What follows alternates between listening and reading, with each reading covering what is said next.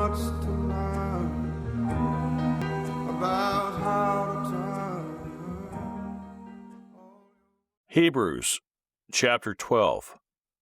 Therefore we also, since we are surrounded by so great a cloud of witnesses, let us lay aside every weight, and the sin which so easily ensnares us, and let us run with endurance the race that is set before us, looking unto Jesus, the author and finisher of our faith, who for the joy that was set before him endured the cross, despising the shame, and has sat down at the right hand of the throne of God.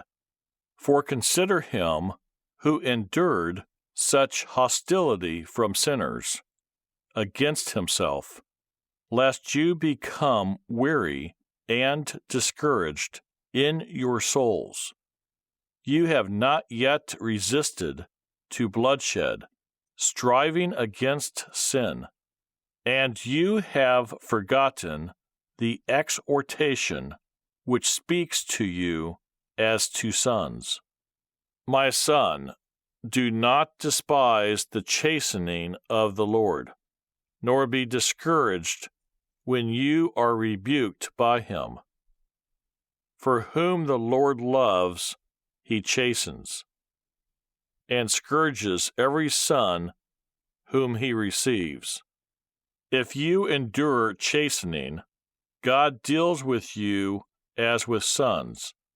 For what son is there whom a father does not chasten?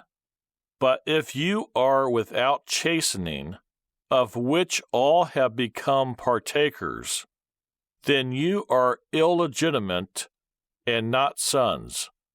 Furthermore, we have had human fathers who corrected us, and we paid them respect.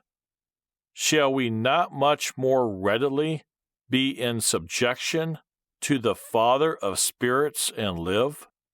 For they indeed for a few days chastened us as seemed best to them, but he for our profit, that we may be partakers of his holiness. Now no chastening seems to be joyful for the present, but painful.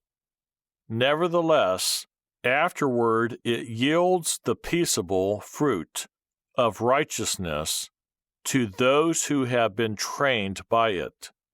Therefore, strengthen the hands which hang down, and the feeble knees, and make straight paths for your feet, so that what is lame may not be dislocated, but rather be healed.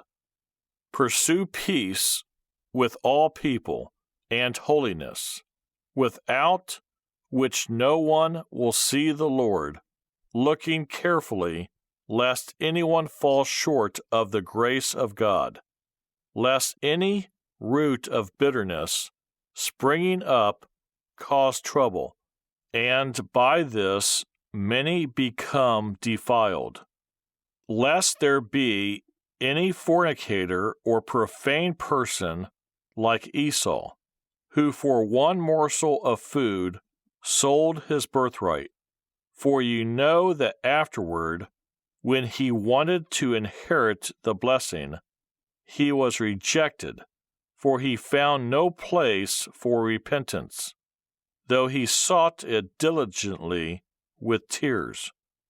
For you have not come to the mountain that may be touched and that burned with fire, and to blackness and darkness and tempest, in the sound of a trumpet, in the voice of words, so that those who heard it begged that the word should not be spoken to them any more.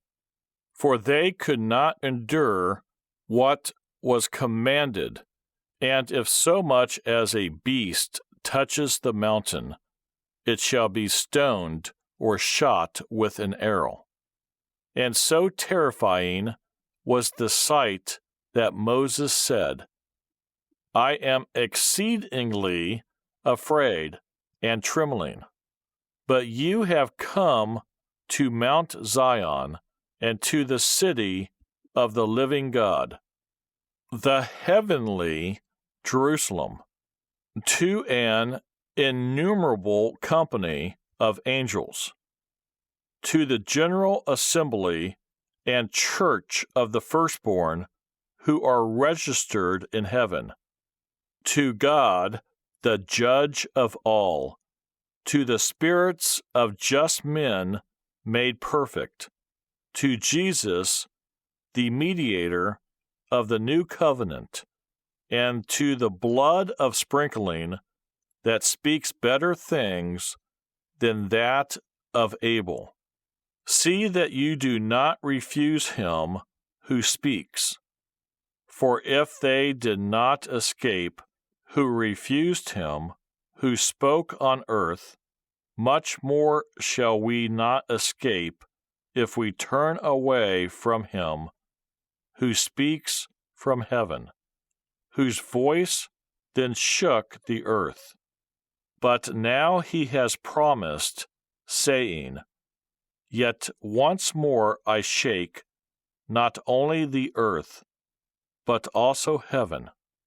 Now this, yet once more, indicates the removal of those things that are being shaken, as of things that are made, that the things which cannot be shaken may remain.